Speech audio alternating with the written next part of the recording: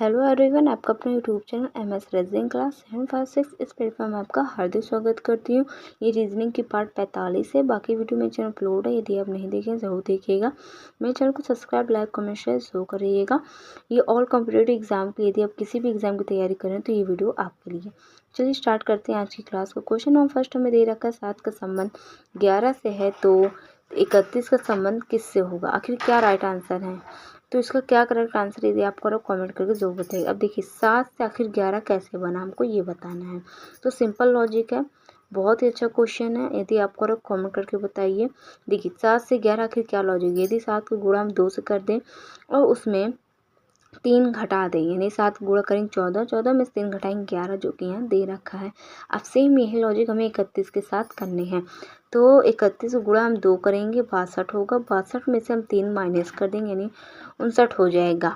ठीक है, यानी इसका correct answer option B that is a correct answer हो जाएगा। आई होप आपको ये क्वेश्चन क्लियर हो गया होगा। क्वेश्चन नंबर सेकंड है 3 का संबंध 10 है तो 5 का दिए गए 4 ऑप्शन से बताना है। तो आखिर 3 का क्या गुणा भाग क्या किया गया है कि 10 आए। चलिए देखते हैं 3 का संबंध 10 से क्या लॉजिक लगा, किस प्रकार से है। तो देखिए 3 का यदि हम स्क्वायर कर दें और प्लस 1 कर दें तो 3 तरीका 9, 9 में से 1 जोड़ देंगे कितना हो जाएगा 10। ठीक है, जो कि यहाँ दे रखा है। अब सेम ही लॉजिक हमें 5 के साथ करना है, स्क्वायर करके 1 जोड़ देना है। तो 5 का क्या करना है, 5 का हम स्क्वायर करेंगे 1 जोड़ेंगे तो 5 के स्क्वायर करने पे मिलेगा 25, 25 से हम 1 जोड़ेंगे मिल जाएगा 26। ओके, इसका correct answer option B that is the correct answer. कितनों का आंसर ऑप्शन बी था हमें कमेंट करके जरूर बताइएगा। मेरे चैनल को सब्सक्राइब, लाइक, कमेंट, शेयर जरूर करिएगा। साथ में बेल आइकन प्रेस करना मत भूलिएगा ताकि जब भी मेरी पहली वीडियो अपलोड हो तो आपके पास पहली नोटिफिकेशन पहुंच जाए। चलिए बिना देरी करे आगे बढ़ते हैं। सो नेक्स्ट क्वेश्चन हमारा थर्ड है। थर्ड नंबर पे कह रहा है कि 5 का संबंध 8 से है तो 11 का दिए गए 4 ऑप्शन में से किससे होगा। तो आखिर क्या लॉजिक लगा है। देखिए जब भी इस टाइप के क्वेश्चन है कभी कभी ऊपरी लॉजिक होती है, मीन्स कभी कभी गुणा भाग करके आंसर लाना पड़ता है, तो कभी कभी ऊपर से लॉजिक सिंपली होती है। मीन्स अगर यदि 5 में हम 3 जोड़ें तो 8 हो जाएगा, 8 में 3 जोड़े तो 11। मीन्स आप देख रहे हैं पहला है पद पे दे रखा है 5, 5 में 3 जोड़े 8, फिर 8 में कितनी गैपिंग है 3 की, यानी 8 3 11। यदि हम 11 में 3 जोड़े तो हमें क्वेश्चन मार्क की जगह क्या आएगा हमको पता चल जाएगा।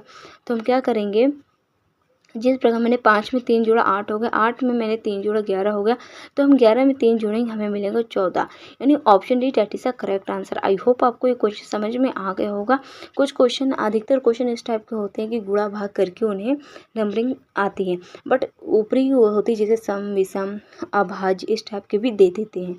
तो चलिए आगे बढ़ते। क्वेश्चन नंबर 4 दे रखा है 7584 के संबंध 5362 से है तो 4673 का क्या संबंध होगा। देखिए एक चीज़ और आपको बता देती हूँ, जब भी 2 3 मतलब 3 से 4 अंक में आ जाए तो इतना समझ लीजिए जब बड़ी संख्या इस टाइप की थी तो उन अंकों में ही इसका आंसर छिपा होता है, मतलब उसमें ही लॉजिक लगा होता है। जैसे कि यहाँ दे रखा है 7584 का संबंध 5362 से है। ठीक है, तो इसमें देखिए 7 में 2 घटाए 5 हो जाएगा, 5 में से 2 घटाए 3 हो जाएगा, 8 में से 2 घटाए 6 हो जाएगा, 4 में से 2 घटाएंगे हमें मिलेगा 2। ठीक है, आई होप आपको इतना क्लियर हो गया होगा। मतलब शब्दों का अनुक्रम जो है एक स्टेप बाय स्टेप, 4 इसमें 4 अंक इसमें, मतलब 2 घट घट के बढ़ रहा है। जैसे 7 में 2 घटाए 5, तो यही स्टेप हमें 4673 के साथ करना है। तो चलिए इसका संबंध देखते हैं। इसमें 4 अंक हैं। ठीक है, चलिए 4 में से 2 घटाएंगे 2, 6 में से 2 घटाएंगे 4, 7 में से 2 घटाएंगे 5 और 3 में से 2 घटाते हमें मिलेगा 1, यानी इसका करेक्ट आंसर 2451 हो जाएगा, ऑप्शन सी, यानी that is a correct answer. I hope आपको क्वेश्चन समझ में आ गया होगा।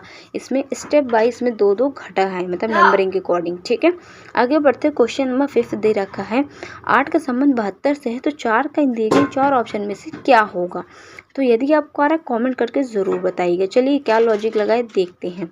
तो 8 के दिए हम स्क्वायर कर दें कितना होगा 64, 64 में यदि 8 जोड़ देंगे मिल जाएगा 72। तो सेम लॉजिक हमें 4 के साथ करनी है। क्या 4 के साथ करेंगे।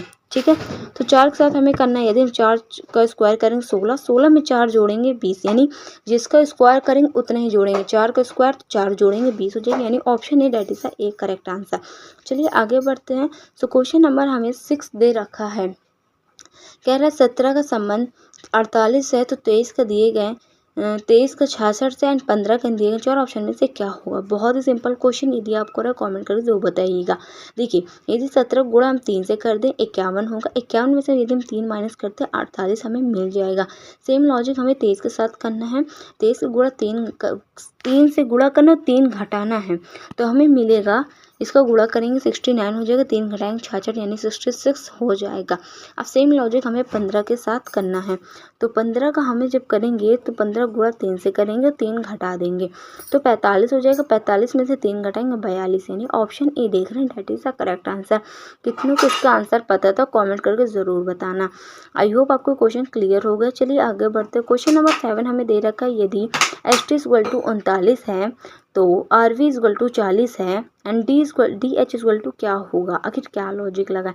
तो जब भी इस टाइप के अल्फ़ाबेट में क्वेश्चन है तो आपको करना क्या है, पहले इनकी नंबरिंग कर लेनी है, फिर उसी में कुछ ना कुछ तो दिया रहता है। जैसे कि ST आता है, S आता है 19 पे, T आता है 20 पे। यदि इन दोनों को आपस में हम जोड़ दें तो कितना मिलेगा, 39 आ गया ना 39।